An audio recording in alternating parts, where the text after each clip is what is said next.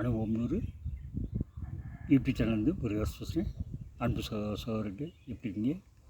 நல்லா இருக்கீங்களா? இந்த எபிசோடில் நம்ம பார்க்க போகிறது எங்கும் அவசரம் எதிலும் அவசரம். ஓடுன்னு ஓடிட்டே இருக்கும். இலக்கை அடைந்த பிறகும் ஓடிட்டுருக்கும். ஸோ எங்கே போய் முடியும்னு தெரியாது. சரி, ஓகே, நேற்று போகிறாங்களா? பார்த்திங்கன்னா, இந்த வேகமான யுகத்தில் குழந்தை பிறந்ததுமே ஒரு 1.5 வயசு முடிய குழந்தைகள் பெற்றோர்கள் பராமரிப்பு இருக்குது. குழந்தை ஒரு 2-2.5 வயசு ஆனாலுமே உடனே ப்ரீகேஜி, ப்ளே ஸ்கூல் அந்த மாதிரி சேர்த்துறாங்க. வீட்டில் பார்க்க முடியாமல், அவங்க பண்ணுற சேட்டையை பார்க்க முடியாமல், சமாளிக்க முடியாமல். அடுத்து 3 வயசான எல்கேஜி, 4 வயசில் யூகேஜி, அடுத்து 5 வயசில் 1வது. சரி, எலிமெண்ட்ரி படிக்கும்போது ஸ்கூல் முடிஞ்சதுமே 4 மணிக்கு ஸ்கூல் முடிஞ்சது, 5 மணிக்கு ஃபிசிக்கல் ஆக்டிவிட்டீஸ், அங்கே ஒரு 2 மணி போயிட்டு அடுத்து ஏதோ கராத்தே ஏதாவது கிளாஸ், அப்புறம் கொஞ்சம் ஹோம் ஒர்க்கு, டியூஷன் அந்த மாதிரி போயிடுது.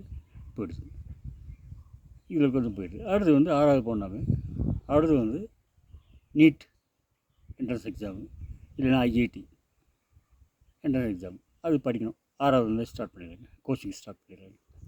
+2 கேட்க வேணாம், எவ்வளோ ஸ்ட்ரெயின் இருக்கும்ட்டு. அடுத்து ஒரு மருத்துவரோ ஒரு இன்ஜினியரோ சேர்ந்துட்டேன். மருத்துவர் ஆயிட்டாருன்னா அடுத்து எம்பிபிஎஸ் முடிச்ச பிறகு எம்டி முடிச்சதுமே அதோட முடிஞ்சிருமா சொந்தமாக கிளினிக், திருமணம், அடுத்து அப்படியே வாழ்க்கை போயிடும்.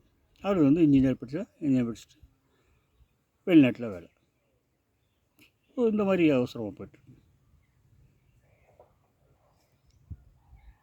ஒரு சில நிகழ்வு போயிருந்தாங்க. எங்கள் மாமியார் 1950s அவங்க திருமணம் நடந்ததுங்க. அவங்க சொல்லுவாங்க, என்னென்ன அவங்க அப்பா நல்ல செல்வந்தர்னால பொண்ணுக்கு நல்ல நகை செஞ்சு போட்டு நல்ல விமர்சையாக கொண்டாடணும்னு தீர்மானம் பண்ணியிருக்காரு. அவர் என்ன பண்ணியிருக்காரு, அவருடைய என் மாமியார் கல்யாணத்தை முன்னிட்டு எங்கள் சமூகத்தை சார்ந்த மக்கள் எல்லாம் கூப்பிட்டு, ஒரு 200 குடும்பங்கள் இருக்குங்க, 1000 டிக்கெட் இருக்கும், கூப்பிட்டு ஒரு வார காலத்துக்கு எங்கள் வீட்டுக்கு காலை, மாலை, இரவு, ஈவினிங் டிஃபன் சாப்பிடணும். உங்கள் வீட்டில் அடுப்பு பற்றாக்குறது அப்படின்ட்டு அன்பாக வேண்டிக்கிட்டு அன்பாக ஆரம்பிச்சிருக்காரு. இது அவங்க ஒரு வாரம் நல்ல விமர்சையாக விருந்து சாப்பிட்டு போயிருக்கு.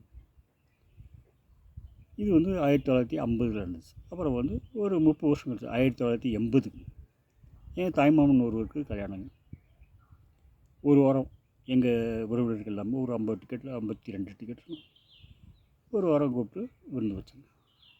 நான் மட்டும்தான் வெளியிருந்து வந்த ஒரு ஆள், ஒரே ஒரு ஆள் தான். மீதி எல்லாமே லோக்கலில் இருக்காங்க. ஸோ அவங்க வேலை பார்த்து வீட்டில் விருந்து சாப்பிட்டு அவங்க வேலை பார்ப்பாங்க. நான் ஒரு 5 நாள் லீவ் எடுத்து மும்பையிலேருந்து வர வேண்டியது. ஓகே,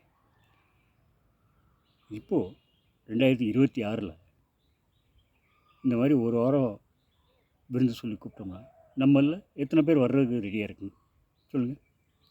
எல்லாருமே வெளியூர் வேலை பார்க்குறாங்க, வெளிநாடுன்னு வேலை பார்க்குறாங்க. திருமணம் அன்னைக்கு காலையில் திருமணம் அட்டன் பண்ணிட்டு உடனே ஒரு 2 மணி நேரத்தில் கிளம்பி போகிற ஆளுங்க உண்டு இல்லைங்களா? இல்லைன்னா செல்ஃபோனில் 5000 10,000 கிலோமீட்டர் அந்த பக்கம் பார்த்துட்டு அது செல்ஃபோன் மேலேயே அச்சதை தூவி ஆசீர்வதிக்கிற நெருங்கிய சொந்தக்காரங்களும் உண்டு. ஸோ இப்போ நீங்கள் பசியில் வரணும், ஒரு வாரம் செலவு பண்ணி உங்கள் உறவினர்களை கூப்பிட்டு விருந்து வைக்கலாம்னா கூட நினச்சிங்கன்னா கூட இந்த காலகட்டத்தில் பண்ண முடியாத ஒரு சூழ்நிலை இருக்குது. இது ரியாலிட்டி தானே. சரி, இப்போ வேலை பார்க்குற விதத்தை வரும். இந்த காலகட்டத்தில் ஹஸ்பண்ட் ஒய்ஃபு 2 பேரும் சேர்ந்து வேலை பார்த்தா தான் குடும்பத்தை ஓட்ட முடியுங்கிற மாதிரி ஒரு சூழ்நிலை இல்லைங்களா?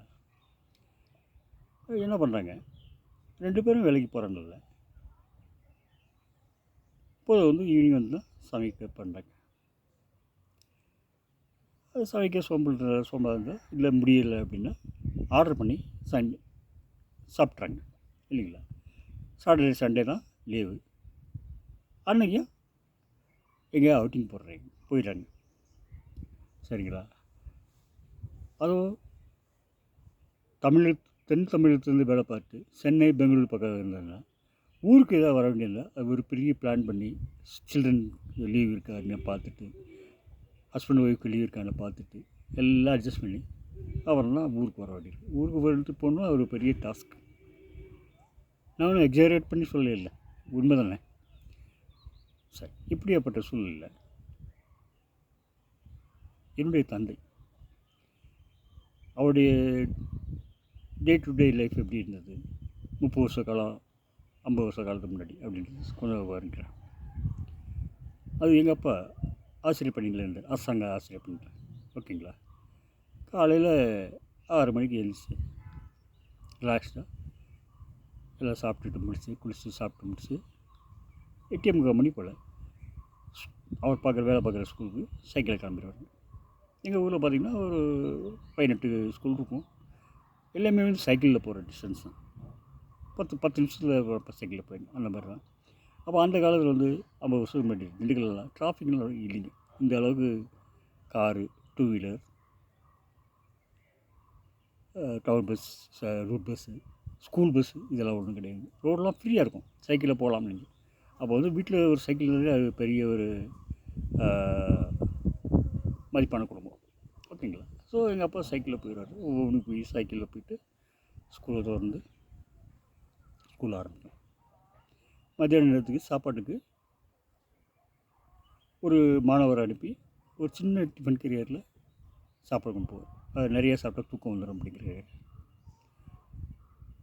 சாப்பிட்டு முடிச்சு 4:15 மணிக்கான டான்னு வீட்டுக்கு வந்துடும். 4:15 4:30 மணிக்குன்னா டான்னு வந்துடுவார். சைக்கிளில் வந்து இறங்கி முடிச்சு கொஞ்சம் ஃப்ரெஷ்அப் பண்ணிட்டு கொஞ்சம் சாப்பிட்டு கொஞ்சம் குட்டி தூக்கும், ஒரு 1/2 அன் ஹவர் குட்டி தூக்கும். 5:30 மணிக்கெலாம் ரெடி ஆகிட்டு வெளியே கிளம்பிடுவாங்க. வெளியே நேராக போனால் அங்கே ரயில்வே ஸ்டேஷன் இருக்கு இல்லையா. இப்போ திண்டுக்கல் ரயில்வே ஸ்டேஷன் பக்கத்தில் ஒரு சித்தி விநாயகர் கோவில் இருக்குது, எல்லாத்துக்கும் தெரியும் உங்களுக்கு. அங்கே போயிடுவாங்க. அப்போ வந்து சித்தி விநாயகர் கோவில் வந்து கிழக்கு பக்கமாக நுழைவாயிருது, இப்போ மேற்கு பக்கம் பண்ணிட்டாங்க. முன்னாடியெல்லாம் வந்து அந்த பிளாட்ஃபார்ம் கிடையாது.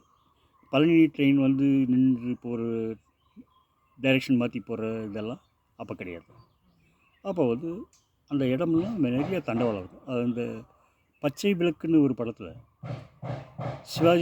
நடிகத்தில் சிவாஜி கணேசன் வந்து கேள்வி பிறந்தது அன்று அப்படின்ட்டு ஒரு பாட்டு பாடிட்டு போவார்ல. சென்ட்ரல் ரயில்வே ஸ்டேஷன் பக்கத்தில் அந்த ரயிலெலாம் பார்ப்பாங்க. ஒரு பக்கம் நிலக்கரி குஞ்சிருக்கும், தண்டவாளமாக இருக்கும். அதே மாதிரி பேக்ரவுண்டில் குட்டியூண்டு ஸ்டேஷன் எப்படி இருக்கும், திண்டுக்கல் குட்டியூண்டு ஸ்டேஷன் அந்த மாதிரி நினச்சிங்க. அவ்வளோ தடவலாக இருக்காது, ஒரு 4-5 பேர் இருக்கும். சரி, அங்கே ஒரு பெரிய பிளாட்ஃபார்ம் ஒன்று இருக்குது, மூவிங் பிளாட்ஃபார்ம். என்னென்னா கீழே வந்து அந்த ரயில் போகிற சக்கரம் 2 கொடுத்துருப்பாங்க, 2 பக்கம் 2 கொடுத்துருப்பாங்க. அந்த ரயில் பாதை வந்து வட்ட வடிவமாக இருக்கும். அந்த காலத்தில் வந்து இப்போ நீராவி இன்ஜின் தான் பெரும்பாலும் உபயோகித்து இருந்தது, டீசல் இன்ஜின்லாம் கம்மிங்க. ஸோ நீராவி இன்ஜின் என்னென்ன மூப்பு வந்து ஒரு பக்கம் நோக்கி தான் போகணும். 2 பக்கம் நோக்கிறதுக்கெல்லாம் வந்து மூப்பும் கிடையாது, டிரைவர் பார்க்குறதுக்கு வேலை வசதி அவ்வளோ கிடையாது. ஆனால் என்ன பண்ணுவாங்க, இப்போ தென் தமிழகத்துலேருந்து ஒரு ட்ரெயின் இங்கே மதுரையிலேருந்து திண்டுக்கல் வருதுன்னா திரும்பி மதுரைக்கு போகணும்னா இந்த பிளாட்ஃபார்மை கொண்டு வந்து அந்த இன்ஜினை நிப்பாட்டி 2 தொழிலாளியை வந்து அப்படியே அந்த பிரம்மாண்டமாக இருக்கும் அந்த பிளாட்ஃபார்ம், அப்படியே அந்த ரயிலில் தள்ளுவாங்க. கீழே சக்கரம் இருக்கனால அது ஈஸியாக தள்ளிட்டு போயிடுவாங்க 2 பேர் சேர்ந்து. அது நிறைய டன் இருக்கும், 100 டன் 150 டன் இருக்கும். தள்ளிட்டு போயிடுவாங்க. தள்ளிட்டு போய் ஆப்போசிட் டைரக்டில் போயிடுவாங்க. அது பார்க்குறதுக்கு எங்கள் மாதிரி சின்ன தெருவுலாம் ரொம்ப இன்ட்ரெஸ்டாக இருக்கும். ஈவன் இப்போ கூட அந்த பிளாட்ஃபார்ம் இருந்ததுன்னா பார்க்குறவங்களுக்கு அவ்வளோ இன்ட்ரெஸ்டாக இருக்கும். எல்லாம் அவ்வளோ பிரம்மாண்டமான இன்ஜினை வந்து சுற்றி வர்றதுன்னா அவ்வளோ கஷ்டம், ஈஸியாக இருக்கும். ஓகே, மலைப்பாதைனால ஏறி வர்றாங்க. சரி, நிகழ்ச்சி போங்களா? அங்கே வந்து 5:30 மணிக்கு ஆனால் என்னுடைய அப்போவுடைய கலீக்ஸ் இருப்பாங்க இல்லையா, ஆசிரியர் பணியில் இருப்பாங்க, அவங்கெல்லாம் ஒவ்வொருத்தராக வந்துடுவாங்க. 5:30 மணிக்கு ஆட்ட கச்சேரி ஆரம்பிக்கும். உலகத்தில் உள்ள எல்லா விஷயமும் பேசுவாங்க, அலசுவாங்க. அலசிட்டு 7:30 மணி ஆனால் ஒருத்தர் கிளம்பிடுவாங்க வீட்டுக்கு போனால் சாப்பிட்டு வெளியே வந்து வீட்டு வெளியே வந்து அந்த தெருவாசிகளெல்லாம் கூடிடுவாங்க. எங்கள் அப்பா படிச்சிருந்தாலையும் ஆசிரியர் வேலையில் இருந்தனாலும் அவர் நிறைய உலக விஷயங்கள் தெரியும் தெரியாது. அந்த பேச்சு கேட்குறது நிறைய பேர் கூடுவாங்க. எங்கள் அப்பாவும் எல்லா ஊரெல்லாம் பேசி இது பண்ணி ஒரு 9 மணி ஆனால் தூங்கிடுவார். ஸோ அவ்வளோ ரிலாக்ஸ்டு லைஃப்பாக இருந்தது. இப்போது எல்லாமே அவசரம், எதுவுமே அவசரம். ஏன் இவ்வளோ அவசரம் போகணும்னு தெரியாது, எங்கே முடியும்னு தெரியாது.